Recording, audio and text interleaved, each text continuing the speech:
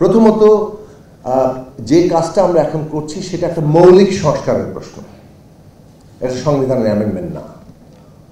তবে একই সাথে আবার বলা দরকার যেটা সংবিধান নতুন করে লেখাও না, এমনকি রিরাইটিংও না, বিদ্যমান সংবিধানের মৌলিক সংস্কার। কি কাজ করছে এটা সুস্পষ্ট হওয়া দরকার। সুতরাং নতুন করে সংবিধান লেখা, এমনকি রিরাইটিং, সেটার যে অথরিটি, মৌলিক সংস্কারের অথরিটি আর অ্যামেন্ডমেন্টের অথরিটি, এগুলোর মধ্যে পার্থক্য আছে। আমরা যখন গণপরিষদ বলি তখন আমরা একটা নতুন করে সংবিধান লেখার এখতিয়ার দেই একটা সংসদকে, কিন্তু নতুন করে সংবিধান লেখার কোনো কনসেনসাস এখন পর্যন্ত তৈরি হয়নি।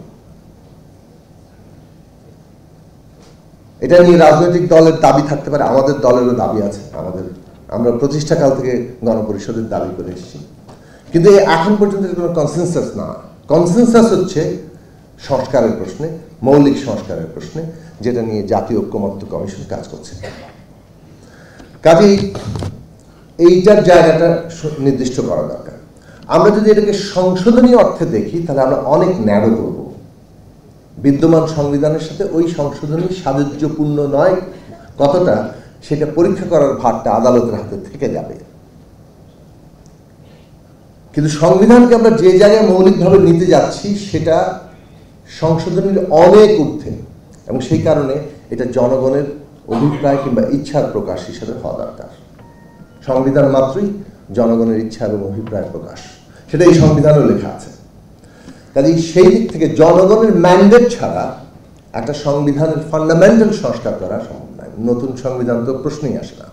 নতুন সংবিধান লিখতে গেলে তো অবশ্যই জনগণের ম্যান্ডেট নিতেই হবে, এমনকি ফান্ডামেন্টাল সংস্কার করতে গেলে ম্যান্ডেট নিতে হবে। সে কারণে আমরা আমাদের দিক থেকে প্রস্তাব করেছিলাম, এবং এটা কিন্তু 5ই আগস্টের পরে নয়। আমরা যখন এই পুরো পলিটিক্যাল প্রসেসে আমাদের 7 দফা এবং 14 দফা, তারপরে আমরা যখন বিএনপি 27 দফা দিল, তারপর আমরা 31 দফায় পৌঁছালাম, এবং তখন আমরা এই দফাগুলো শেষ পর্যন্ত কিভাবে অর্জিত হবে সেটার প্রসঙ্গটা আসলো। সেই দিক থেকে আমরা প্রস্তাব করেছিলাম সংবিধান সংস্কার পরিষদের নির্বাচনটা, এবং এটাও অনেকটা কিছুটা নতুন, কেননা আমরা দেখে এসেছি আইদার কনস্টিটিউয়েন্ট অ্যাসেম্বলি আছে আর না অ্যাসেম্বলি আছে, কিন্তু কনস্টিটিউশন রিফর্ম অ্যাসেম্বলি আবার উদাহরণ হিসেবে নাই।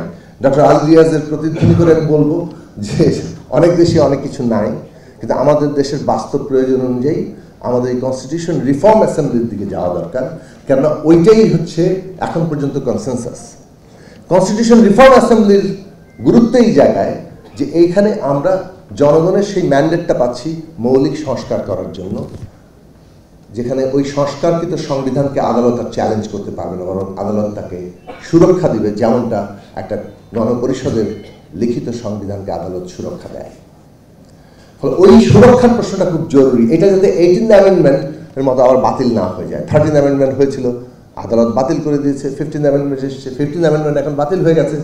আমরা একটা পার্লামেন্ট করলাম, তারপর সবই গ্রহণ হলো, কিন্তু এটা একটা 18th অ্যামেন্ডমেন্ট আকারে গৃহীত হলো। দেন কোনো এক আদালত এসে বললো যে এইটা সংবিধানের সাথে সাযুজ্যপূর্ণ নয়, অতএব এটা বাতিল।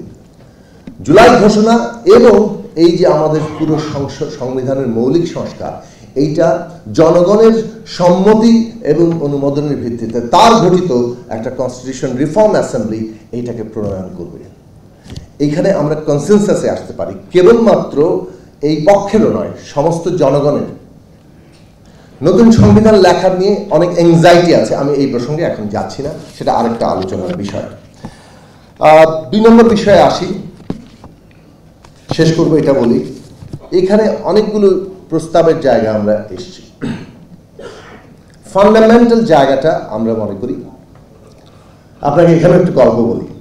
2016-17 সালের দিকে আমরা যখন বাম গণতান্ত্রিক জোট, তখন আমরা কাজ করতাম, গঠন করেছিলাম, তখন আমরা 5টা পয়েন্ট সামনে এনেছিলাম। একটা তো কেয়ারটেকার গভর্নমেন্টকে ঠিকঠাক করা, সেটা তো ছিলই।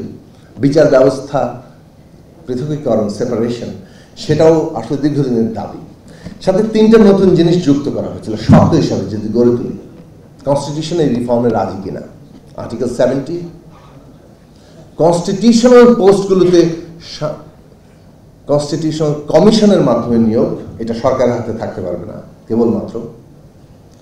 আর একটা হচ্ছে প্রপোর্শনাল ইলেকশন। আমরা এটা মানা হয়েছিল। সেই সময় ডক্টর কামাল হোসেন, আপনারা জানেন যে জাতীয় ঐক্য ফ্রন্ট কি জাতীয় ঐক্য, ওইটা জাতীয় ঐক্য ফ্রন্ট ছিল না, যে জাতীয় ঐক্য ফ্রন্ট গঠনের উদ্যোগ চলছিল, তখন সেটার জন্য জাতীয় নাগরিক সমাবেশ, তখন উনি অনেকের সাথে আলোচনা করেছিলেন। আমরা তখন তাকেও এই প্রস্তাব দিয়েছিলাম যে এই 4-5টি বিষয়, যার মধ্যে 2টো সবাই রাজি, কিন্তু এই 3টি নতুন বিষয় কনস্টিটিউশন রিফর্মে যদি আমরা রাজি থাকি তাহলে কিন্তু একটা ব্রডার কোয়ালিশন সম্ভব। সেই সময় অনেকেই এই প্রশ্নগুলো বলেছেন, কিন্তু সেই ব্রডার কোয়ালিশনে জাতীয় ঐক্য ফ্রন্টে এই প্রসঙ্গগুলো কিন্তু অন্তর্ভুক্ত হয়নি, বিশেষত ওই 3টে না হওয়ার একটা কারণ ছিল যে তখনও পর্যন্ত রাজনৈতিক যে মানে সংগ্রাম, সংঘাত, দ্বন্দ্ব, সেটাকে বিদ্যমান কাঠামো এবং এই সাংবিধানিক কাঠামো এবং ইলেকট্রাল কাঠামোর মধ্যে দেখা হচ্ছে। বাংলাদেশে যে আর একটি নির্বাচনও সুষ্ঠুভাবে সম্ভব না, এটা যে বাংলাদেশের একটা শাসনতান্ত্রিক সমস্যা, অন্যান্য রাজনৈতিক, সংস্কৃতিগত, অর্থনৈতিক ইত্যাদি সমস্যার সাথে, মানে আমি একটা লুটের অর্থনীতিতে যে চেহারা হয় সেটা আছেই, কিন্তু তার সাথে একটা এগেইন কনস্টিটিউশনাল পাওয়ার স্ট্রাকচারের সমস্যা, এই প্রশ্নটি তখনও পর্যন্ত স্বীকৃত নয় জাতীয়ভাবে। ডক্টর কামাল হোসেন সেই সময় তিনি একটা সংবাদ সম্মেলন করে সংবিধান সংস্কারের কতগুলো প্রশ্ন তুলে ধরেছিলেন। সেটা একটা বড় ঘটনা ছিল, কেননা ফ্রেমার অফ দি কনস্টিটিউশন একজন গুরুত্বপূর্ণ সদস্য, তিনি সেই তার লিখিত সংবিধানের পরিবর্তন বিষয়ে কথা বলছিলেন।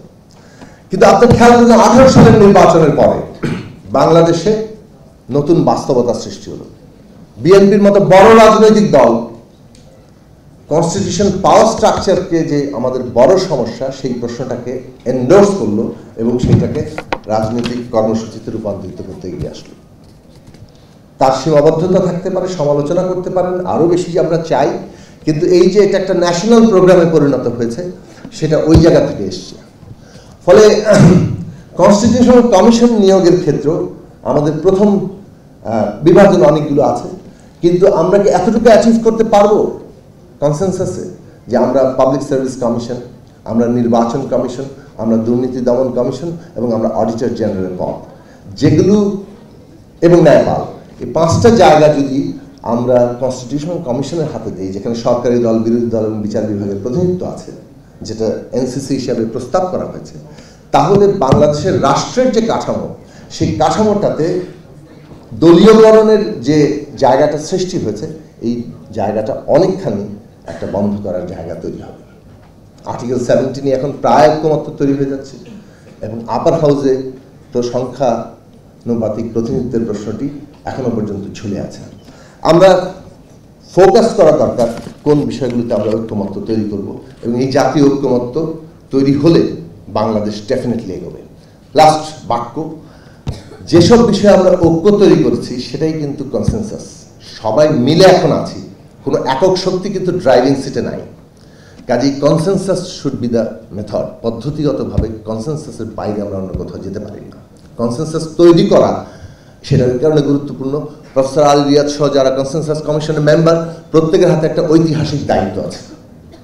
আর যেসব বিষয়ে আমাদের দ্বিমত আছে, আমরা জনগণের কাছে যাই, নির্বাচনী ম্যানিফেস্টো নিয়ে যাই।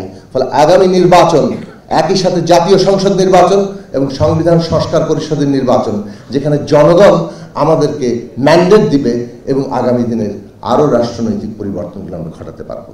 আপনাদের সবাইকে ধন্যবাদ আমাদের মতামত আপনাদের শেয়ার করার সুযোগ দেওয়ার জন্য।